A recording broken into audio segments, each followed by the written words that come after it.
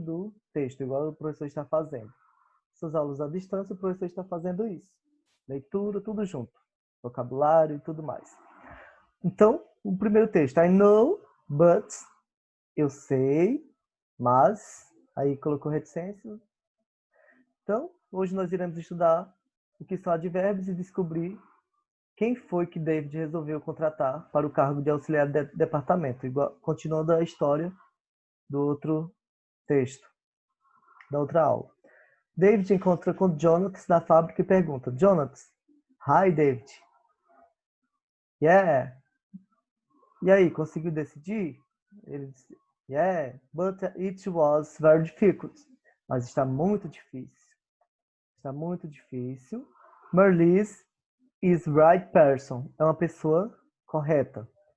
Aí Jonathan respondeu: But Paul is very nice. Mas Paul é muito legal. I agree. Marlies, but Marlies drive careful. Mas Marlies dirige cuidadosamente a empresa.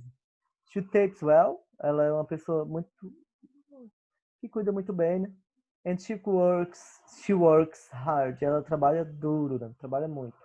Hard. Aí Jonathan respondeu: Well, Paul is a careful drive too. Então, mas Paulo também é um ótimo condutor da empresa. He is a good typist. Ele é um bom datilógrafo. Typist é datilógrafo. And hard work too. E trabalha muito também. Aí aqui abaixo, continuando. I know, but Marlies is more organized. Eu não sei, mas Marlies é muito organizada. Aí ele falou: I think you are right. Paul is little mess and we need organized people work with us. I know, eu sei. Mas, but Marlies is more organized. É mais organizada. I think, eu penso. You are right. Você está certo. Eu penso que você está certo. Paulo é um pouco bagunçado. We need organized people. E nós necessitamos de pessoas organizadas que trabalhem igual a nós, né? Organizada e que trabalha igual a eles. A história de hoje, David usou os advérbios para falar de Marlies, o que ela faz. Então, ela diz: Marlies drive careful. She types well. And she works hard. Esses são advérbios, né? Cuidadosamente, bem, hard, trabalha muito, duro. São advérbios. Eles modificam o verbo, né? E não são substantivos. Os advérbios de modo, como as pessoas fazendo algo, né? Por exemplo, datilografar. Marlies datilógrafa muito bem. O bem é um advérbio que modifica o verbo datilografar. Em inglês, a maioria dos advérbios, eles correspondem ao quê? Advérbios de modo. Ou seja, aqueles que perguntam alguma coisa, como? Terminam com Y. Normalmente eles terminam com Y, esses que perguntam como você faz algo. Marlies is careful drive. Careful é um adjetivo, certo? Está modificando o substantivo drive, certo? Agora vamos mudar um pouco a frase. Marlies drive, só observe que tem um S. Quando coloca esse S, está na terceira pessoa, né? Então drive é um verbo. Marlies drives careful, dirige cuidadosamente. Então, quando coloca o LY, aí sim é um advérbio. Acrescentando o LY, formando assim um advérbio, cuidadosamente. No entanto, os advérbios que não funcionam da mesma maneira, como good é um adjetivo, mas o advérbio é well, bem. Hard é um adjetivo, no entretanto, hard, duro, hard mesmo, não muda. Então, ele continua o mesmo e torna um advérbio. Assim como fast, ele serve como advérbio. He's good typist, ele é um bom digitador. He types well, ele digita muito bem. Então, o primeiro é adjetivo e o segundo é advérbio. He's hard work, ele trabalha muito. Ele trabalha muito. He's work hard, ele trabalha duramente. Então, advérbio. Então, essas são as formas. Agora, observe. O professor também vai colocar outro texto. Deixa só o professor colocar aqui rapidamente. Outro texto que vai continuar com os advérbios. O advérbio é I never work on Sunday. Eu nunca trabalho no domingo. I never work on Sunday. Eu nunca trabalho no domingo. Existem duas coisas que fazemos sempre, outras que fazemos às vezes e outras que não fazemos nunca, não é? Na aula de hoje, veremos como falar sobre o que costumamos fazer ou não fazer. Então, Diana, Beth e David estão dando depoimento sobre o que costumavam fazer. Vamos começar com Diana, com o que ela costumava fazer. Vai usar advérbios, presente simples. Diana, I always get up very early during the week. Então, eu sempre, always é sempre. Get up, levanto ou acordo muito cedo durante a semana. I have to work, eu tenho que trabalhar in the morning, pela manhã. On the weekend, e nos finais de semana. I usually get up around 9 a.m. Nos finais de semana, normalmente eu acordo 9 horas da manhã. But sometimes, mas algumas vezes, I so tired, eu estou tão cansada, que I sleep, eu levanto, né, 1 p.m., 1 hora da tarde, né? Ela descansa bastante, então.